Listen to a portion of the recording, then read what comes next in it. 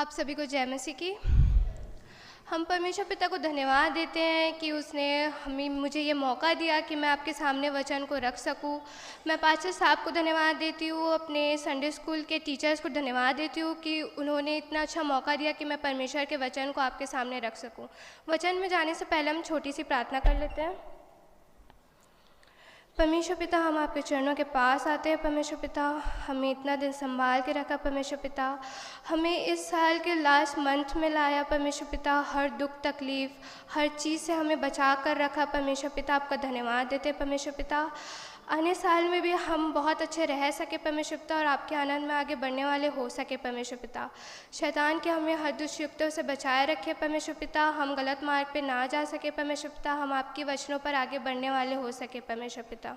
इस छोटी सी विनती को सुनिए और ग्रहण कीजिए। आमीन।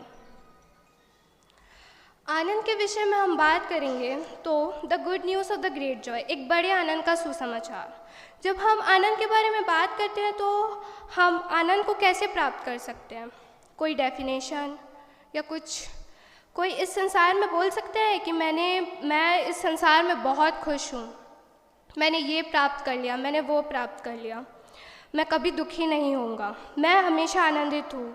ऐसा कोई कह सकता है? नहीं, ऐसा कोई नहीं कह सकता, क्योंकि चीज़ सबकी ख़राब होती जाती है। इस दुनिया में हर एक चीज़ पुरानी होती जाती है, कोई भी चीज़ नई नहीं होती।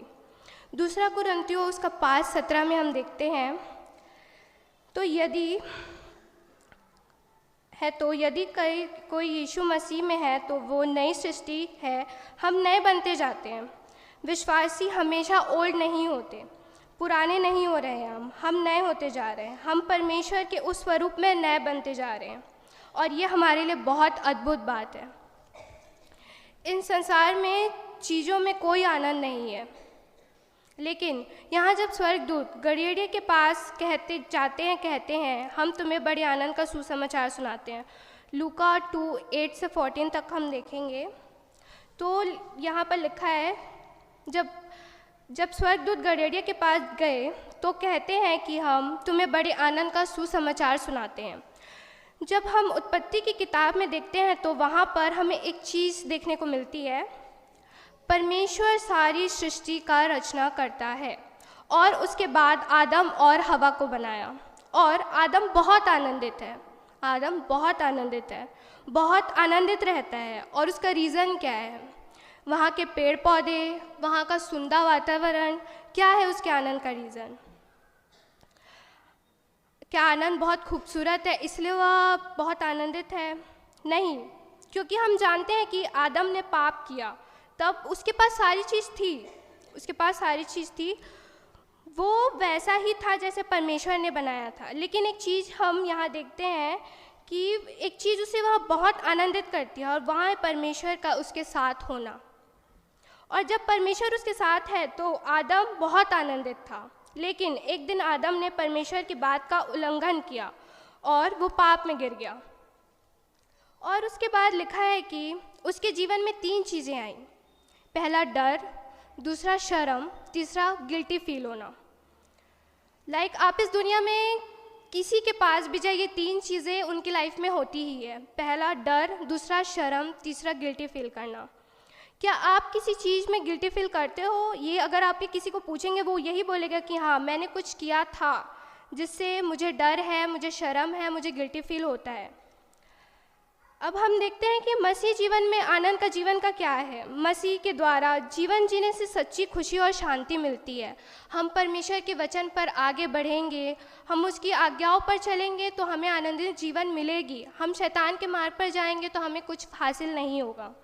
जब हम परमेश्वर के बनाए रास्ते पर चलेंगे, उसके समान बनेंगे और भी हम आनंदित होंगे, क्योंकि परमेश्वर चाहता है कि हम पाप में ना रहें, उस शैतान के मार्ग पर ना चले, क्योंकि परमेश्वर हमें खुश देखना चाहता है, शैतान नहीं। आपके जीवन में आनंद का क्या महत्व है? आप आनंदित रहने के लिए क्या करते हैं? निश्चय रूप से संसारिक जीवन जीते हैं या परमेश्वर के बनाए हुए वचनों पर चलते हैं? संसारिक आनंद क्षणिक होता है। हमें जो आनंद स्वर्ग में मिलेगा वो आनंद इस दुनिया में नहीं मिलेगा। पौलुस कहता है फिलिप्पियों 4:4, प्रभु में सदा आनंदित रहो। मैं फिर कहता हूँ, आनंदित रहो। प्रभु में जो आनंद और वो शांति प्रेम के साथ सदा स्थिर रहता है। उद्धारकर्ता प्रभु यीशु का इस संसार में जन्म लेना हमारे लिए बहुत उत्सव का विषय है। परमेश्वर ने मनुष्य को बनाया और उसके आधार के प्रयोजन को पूर्ण करने के लिए यीशु मसीह इस संसार में भेजे। यीशु मसीह के आगमन के समय, पैदा होने के समय स्वर्गदूत ने भी आनंद का सुसमाचार सुनाया था।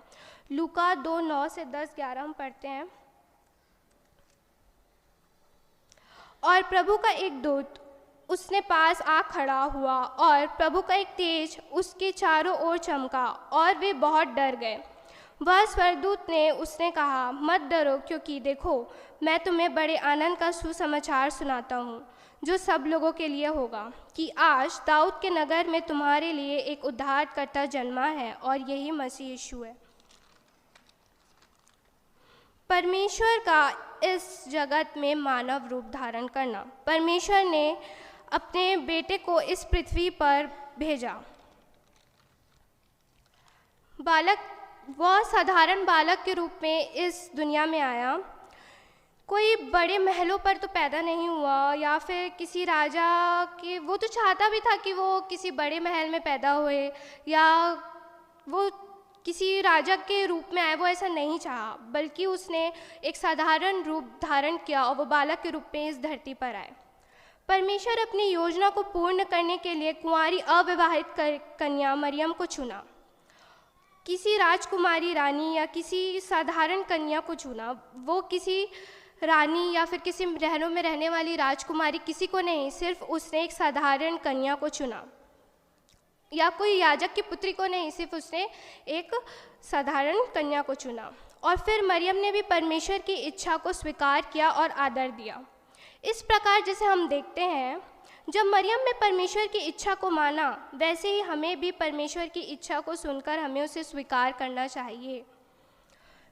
जब हम देखते हैं लूका 2 में, ज्योतिषी के जीवन से हम यह सीखते हैं कि वह बहुत बुद्धिमान व्यक्ति थे।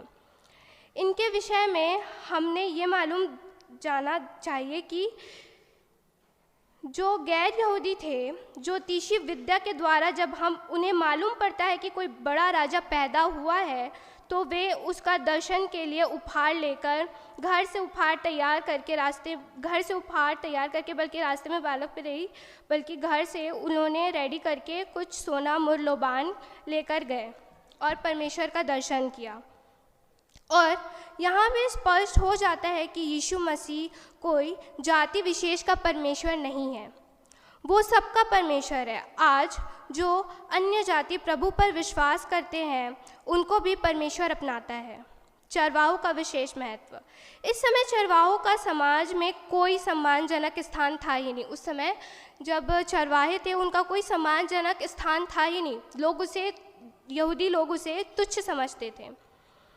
लेकिन यीशु का शुभ संदेश उन चरवाहों को मिला। इससे हम यह समझते हैं कि प्रभु यीशु मसीह के नज़र में किसी भी प्रकार का ऊंच नीच या कोई भेद नहीं है। आज भी हम देखते हैं कि समाज में सभी वर्ग के लोग यीशु को ग्रहण करते जा रहे हैं। यीशु मसीह के जन्म का स्थान चुनाव बैतलहम व गौशाला, जिसे परमेश्वर ने अपने पुत्र के जन्म के लिए चुना। यरूशलेम के में मंदिर था, पर उससे दूर एक छोटे से स्थान पर परमेश्वर ने चुना। परमेश्वर का सोच हम मनुष्यों जैसा नहीं है। वह आज भी ऐसा ही सोचता है। अपने राज्य विस्तार के लिए वह छोटे से छोटे लोग को चुन सकता है। अगर हम देखें तो यीशु मसीह का जन्म भविष्यवाणियों के अनुसार हुआ था। लूका 26, 27 और 28, पहला लूका 26, 27 और 28 हम पढ़ते हैं।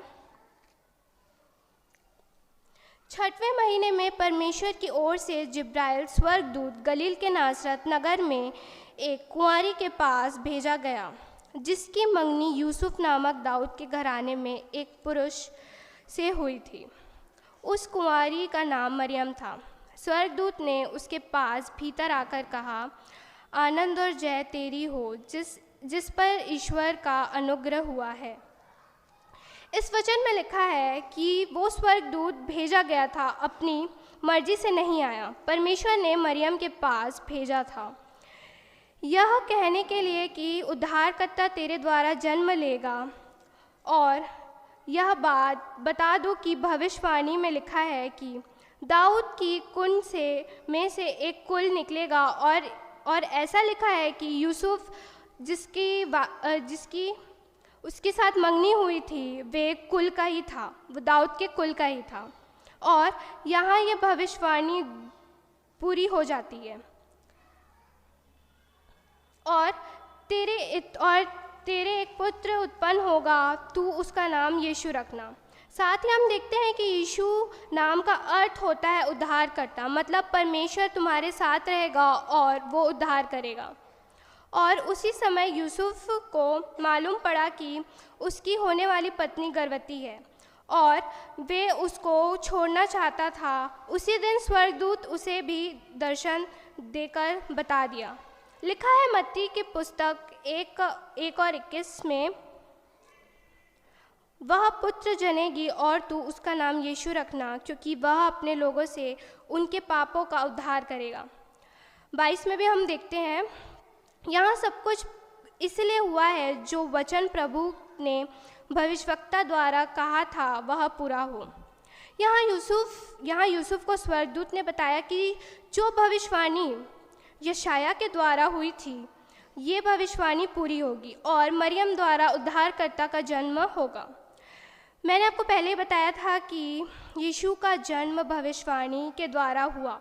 भविष्य में पूर्व काल में परमेश्वर ने बता दिया था कि अब यीशु का जन्म होने वाला है। अब यीशु के जन्म का उद्देश्य क्या था? इस दुनिया में यीशु मसीह क्यों आए थे? यीशु के जन्म का उद्देश्य साफ या हम देख लेंगे। यूहन्ना रचित सुसमाचार उसका 3 और 16 में लिखा है,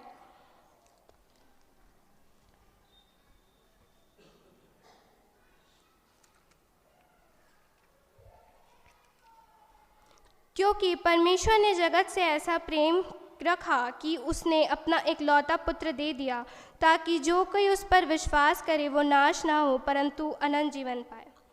यीशु के जन्म का उद्देश्य साफ बताया था कि वह भविष्यवाणी के द्वारा हुआ था।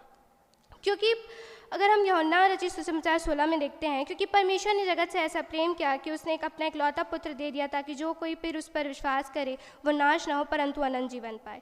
यीशु का जन्म होने के कारण सिर्फ एक ही था कि वह जगत में रहने वाले लोगों से बहुत प्रेम करता है और उस प्रेम के खातिर वह मनुष्य बन के इस दुनिया में आया। यीशु के जन्म का उद्देश्य यह था प्रेम, क्योंकि वह अपने लोगों को पाप में पड़े मरते हुए नहीं देख सकता था, क्योंकि लोग पाप में गुनाह में मर रहे थे। इस कारण से यीशु का जन्म हुआ, क्योंकि वह हमसे इस जगत से ऐसा प्रेम करता है। प्रेम के खातिर आया और स्वर्गदूत ने कहा, मत्ती 1 उसका 21 में देखते हैं, वह पुत्र जनेगी और तू उसका नाम यीशु रखना, क्योंकि वह अपने लोगों से और उसके पापों से उद्धार करेगा। और यीशु अपने विषय में खुद बताता है कि मैं क्यों आया हूँ और मेरा जन्म क्यों हुआ है। यूहन्ना 3:17 में देखते हैं, परमेश्वर ने अपने पुत्र को जगत में इसलिए नहीं भेजा कि जगत पर दंड की आज्ञा दे, परंतु इसलिए जगत की उसके द्वारा उद्धार पाए। साथ ही हम देखते हैं कि यीशु ने जन्म इसलिए लिया ताकि जगत उसके द्वारा उद्धार पाए। लूका रचित सुसमाचार उसके 19 का 10वां अध्याय में देखते हैं, क्योंकि मनुष्य का पुत्र खोए हुए ढूंढने और उनका उद्धार करने आया। और उसके 10वें और यूहन्ना 10 का 10 में देखते हैं, मैं इसलिए आया हूँ कि वे जीवन पाए और बहुतायत से पाए। यीशु कहता है कि मैं इसलिए आया क्योंकि मनुष्य गुनाह में पड़े थे, मनुष्य के जीवन में मृत्यु आ गई थी वे पाप के कारण, परंतु इसलिए मैं इस दुनिया में आया हूँ। यीशु का उद्देश्य है कि मनुष्य कि वे उसी अवस्था में वापस लाए जहाँ मृत्यु नहीं होगी, जहाँ दुख नहीं होगा, जहाँ कोई तकलीफ़ नहीं होगी। अनंत जीवन इस संसार में नहीं बल्कि उस स्वर्ग में है। परमेश्वर चाहता है कि उसके बनाए हुए मार्ग पर चले और उसकी आज्ञाओं को माने। सचमुच में परमेश्वर बहुत अद्भुत है। वे हमारे बारे में सोचता है। हमें परमेश्वर पिता की हर बात में धन्यवाद देना चाहिए, सुंदर दिन के लिए और इस जीवन के लिए भी, और हमें उसे हमेशा धन्यवाद देना चाहिए। Thank you. अब हम थोड़ी सी प्रार्थना करते हैं। परमेश्वर पिता, आपके चरणों पास आते हैं। परमेश्वर पिता, हमें संभाल कर रखा। परमेश्वर पिता, जब हम वचन पढ़ते हैं परमेश्वर पिता, कुछ बातें सीखी इसमें लिखी गई है परमेश्वर पिता, हम उसको अपने जीवन में लाने वाले हो सके। परमेश्वर पिता, शैतान हमें हर तरफ से रोकता है परमेश्वर पिता, पर हम कोशिश कर सकते हैं परमेश्वर पिता कि हम आपके चरणों पास आए और आपके इस कार्य में आपकी मदद करने वाले हो सके और अपने जीवन को आपके ऊपर रखने वाले हो सके। परमेश्वर पिता, इस छोटी सी विनती को सुनिए और ग्रहण कीजिए। आमीन।